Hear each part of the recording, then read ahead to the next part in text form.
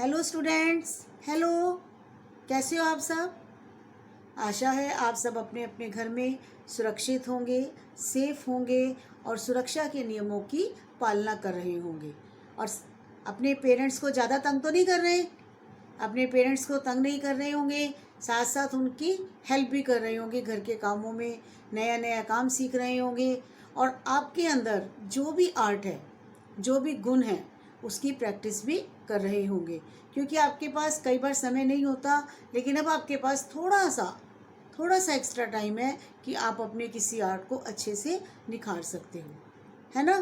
तो अपने अपने घर पर रहना है और अपने अपने पेरेंट्स की मदद करनी है, साथ ही आपको थोड़ा थोड़ा पढ़ना भी है।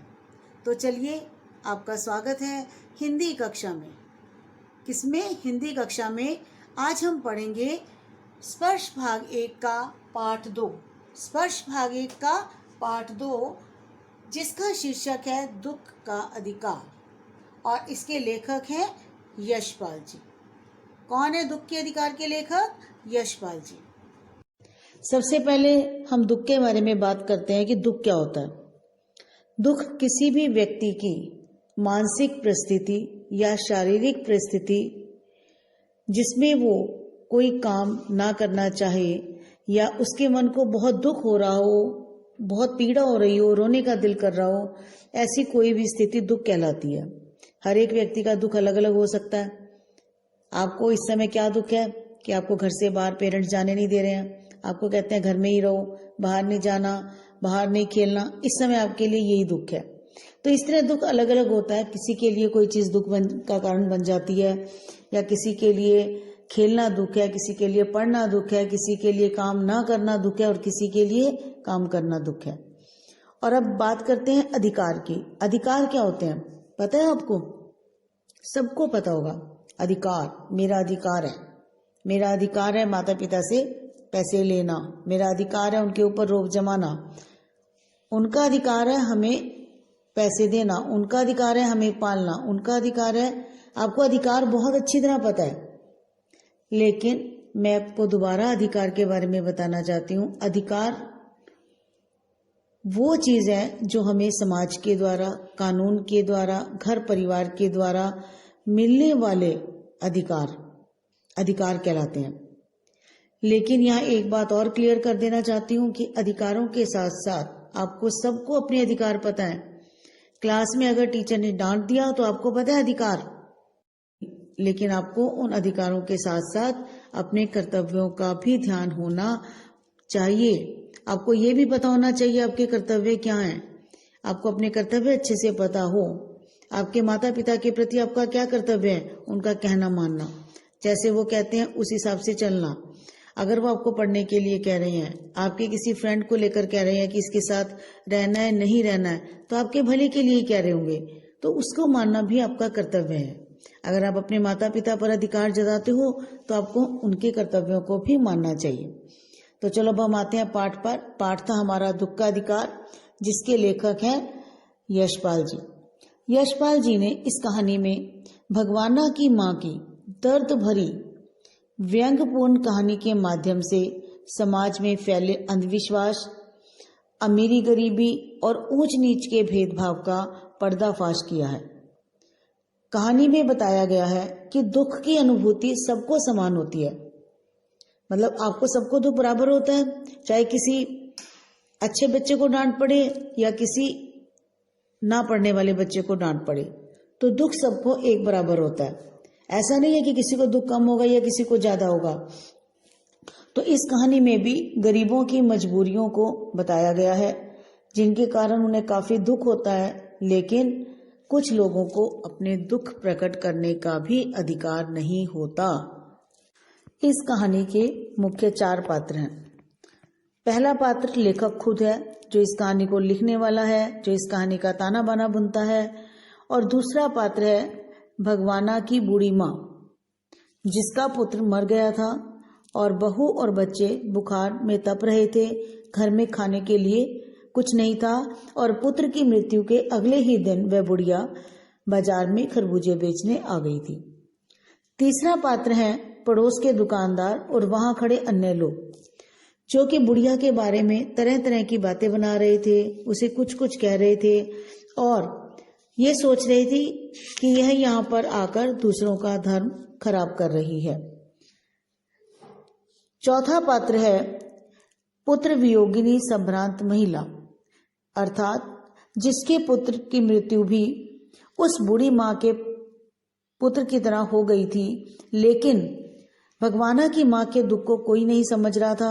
लोग बातें बना रहे थे, लेकिन वहीं साथ उस अमीर महिला के पुत्र के दुख पर अनेकों लोग शोक मनाने आ रहे थे। डॉक्टर्स उस महिला के सिरहाने खड़े थे और उसके दुख को देखकर लोग ऐसा व्यवहार कर रहे थे जैसे स्वयं उनके घर में दुख आ गया हो। तो इस कहानी में भी लेखक ने ऐसी ही घटना का वर्णन किया है जो हमें समाज के भेदभाव और गलत चीजों के बारे में सोचने पर मजबूर कर देती है।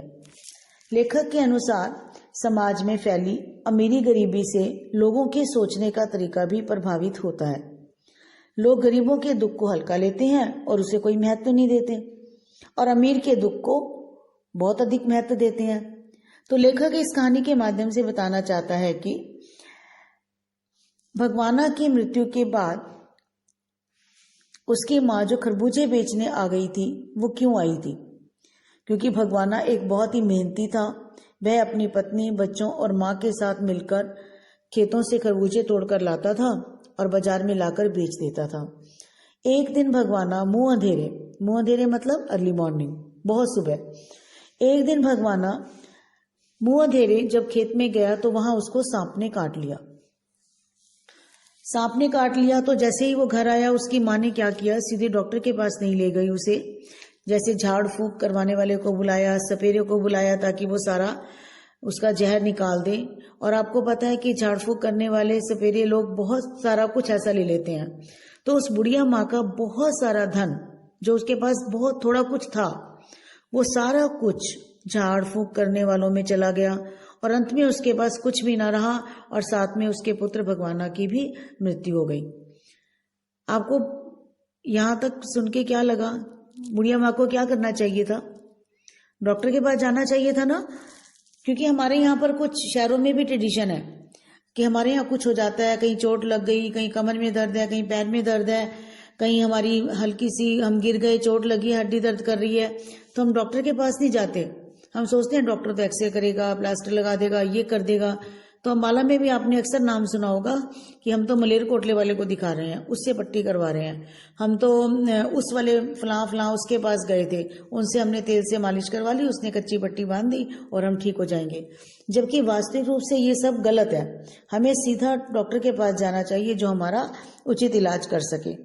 तो भगवाना की मृत्यु के पश्चात बुढ़िया माँ ने जब अपनी बीमार बहू और पोते पोतियों को देखा और साथ में देखा कि घर में खाने के लिए भी कुछ नहीं है, दवाई भी तो तभी दी जाएगी जब वो कुछ खाएंगे, तो वो खरबूजे लेकर बेचने के लिए चल पड़ी।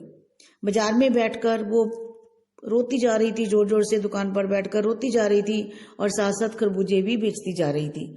तो उसको देखने वाले लोग बड़े हैरानी से उसको देख रहे थे, व्यंग कस रहे थे कि भाई अच्छा, कल तो इसके पुत्र की मृत्यु हुई थी और आज ये खरबूजे बेचने आ गई। भगवाना की माँ पर व्यंग तो सब कस रहे थे, लेकिन उसकी बाजार में आकर खरबूजे बेचने की मजबूरी को कोई भी समझना नहीं चाह रहा था और ना ही कोई उसको उधार देना चाहता था। क्यों नहीं देना चाहता था? क्योंकि उन्हें लगता था कि बुढ़िया पैसे वापस कहाँ से करेगी। कमाई का साधन कौन था? उसका पुत्र भगवाना, जो खरबूजे बेचकर परिवार चलाता था। बुढ़िया के पास तो कोई कमाई का साधन ही नहीं था, तो लोग उसको उधार भी नहीं देना चाहते थे, तो वो बेचारी बुढ़िया कहाँ से करती। उसको एक यही उपाय समझ में आया कि मैं इसे बेचकर अपने बच्चों का पेट भर दूं। लेखक ने जब उस बुढ़िया को रोते हुए देखा तो लेखक उसके पास जाना चाहता था, उसके पास बैठकर उसके दुख दर्द को पूछना चाहता था। उससे सहानुभूति थी लेखक को और चाहता था कि मैं कुछ उपाय कर सकूं, कुछ उसके दर्द को कम कर सकूं, लेकिन लेखक नहीं गया। क्यों नहीं गया? आप में से कोई बता सकता है कि लेखक क्यों नहीं गया होगा बुढ़िया के पास? मैं बताती हूँ आपको। क्योंकि लेखक ने उस समय बहुत अच्छे कपड़े पहने हुए थे और लेखक की जो पोजीशन थी समाज में, जो उसका रुतबा था समाज में, जो उसका एक स्तर था, वो भगवाना की माँ के स्तर से मैच नहीं कर रहा था। वो चाह कर भी मन से चाहता था कि उसकी हेल्प करे, मन से चाहता था उसके रोने का कारण पूछे, लेकिन कपड़ों में समानता नहीं थी।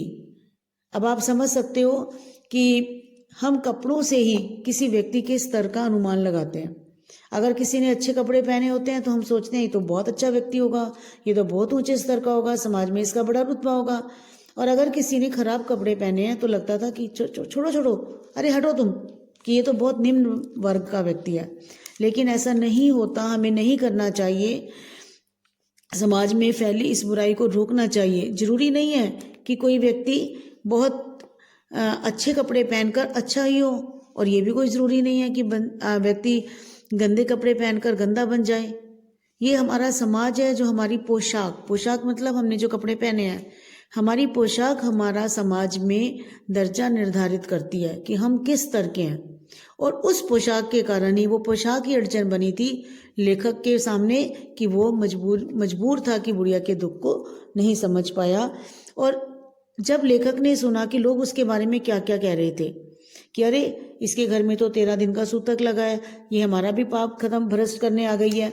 सूतक से आप मतलब समझते हैं, हमारे यहाँ हमारी संस्कृति में रिवाज है, जब किसी के घर में कोई अच्छा कार्य होता है, यानी कि कोई नवजात शिशु जन्म लेता है, या किसी के मरने के बाद कुछ 13 दिन की ऐसी कंडीशन लगती है कि ना कोई उनके घर का खाता है, और उनके घर को अछूत एक किस्म से बना दिया जाता है।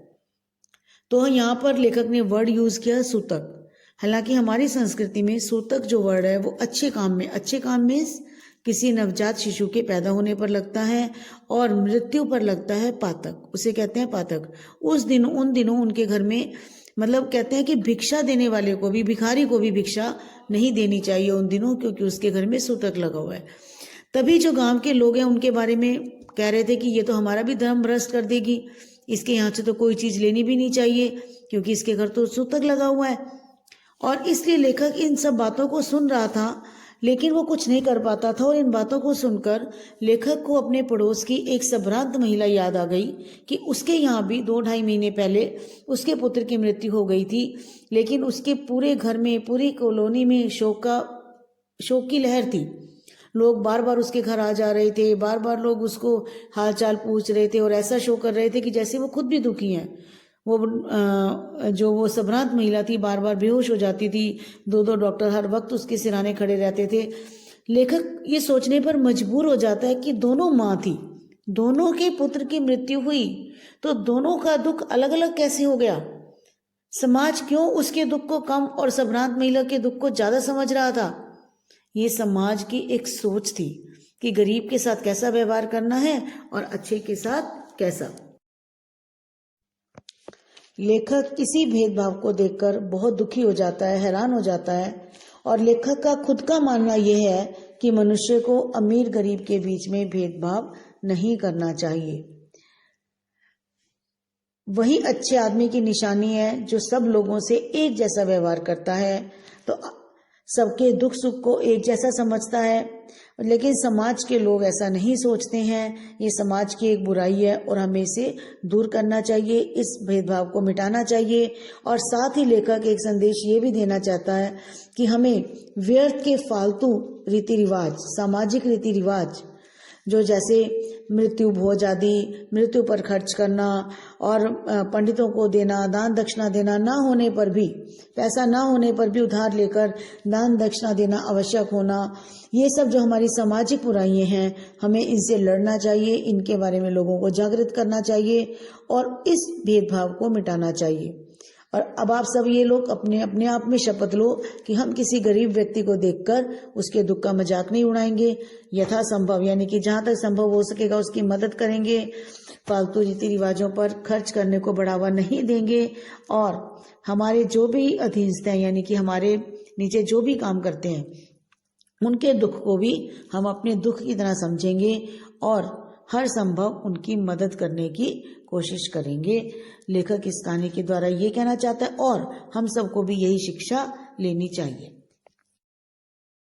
स्टूडेंट्स, आपको मैंने कल फ्लिप लर्निंग के लिए जब लेसन रीड करने के लिए दिया था तो उसमें लिखा था कि आपको डिफ़िकल्ट वर्ड्स, कठिन शब्द मार्क करने हैं, और आशा है कि आपने मार्क भी किए होंगे। थोड़े से कठिन शब्द मैं आपको बता रही हूँ और साथ ही साथ उनका उच्चारण बता रही हूँ, क्योंकि जब हम बोलेंगे वैसा ही हम लिखेंगे, और जब हम बोलते ठीक हैं तो हम स्पेलिंग भी ठीक लिखते हैं। जैसे सबसे पहले है अनुभूति, दोबारा रिपीट कर रही हूँ, अनुभूति। अड़चन, अड़चन मतलब रुकावट। परिस्थितियों, हालात। व्यथा, व्यथा का मतलब क्या है? दुख। घृणा मतलब नफरत। दिया सलाई, माचिस। खरबूजे फल, आपको पता है गर्मियों में सब लोग बहुत खरबूजे खाते हो। अंधेर मतलब कुछ चीज़ गलत होना। द्रवित, सूझ। मुंह अंधेरे मतलब अर्ली मॉर्निंग। मैंने आपको लेसन में भी बताया था। ओझा झाड़ फूक करने वाला।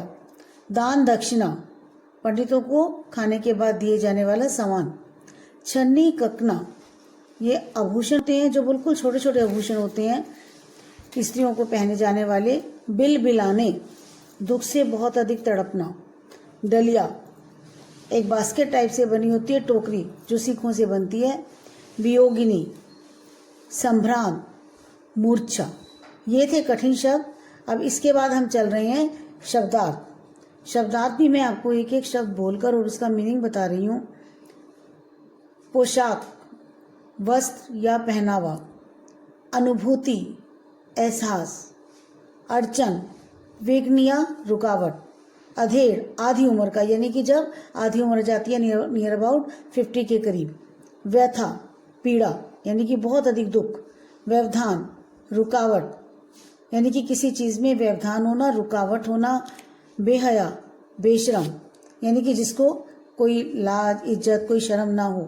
परचून, आटे की दुकान, आटा चावल जो छोटा छोटा सामान मिलता है उसे कहते हैं परचून की दुकान। कछियारी, आपने इस लेसन में पढ़ा था कि वो कछियारी करके अपना गुजारा करता था, मतलब खेतों में तरकारियां मतलब सब्जियां बोना। निर्वाह, गुजारा। तरावट, गीलापन, नमी। आपने देखा होगा कि जब कोई मकान बनता है तो उसको पानी से गीला किया जाता है, यानी कि उसमें नमी दी जाती है। ऐसे पेड़ पौधों में हम पानी डालते हैं उनकी नमी के लिए। ओझा, अभी आपको मैंने पहले भी बताया, झाड़ फूक करने वाला। छन्नी ककना, मामूली गहना। सहूलियत, सुविधा, किसी चीज़ की आराम होना, सहूलियत होना। जैसे आजकल आपको घर बैठने की सहूलियत मिली हुई है। मेड होती है खेत के चारों ओर मिट्टी डालकर घेरा बनाना।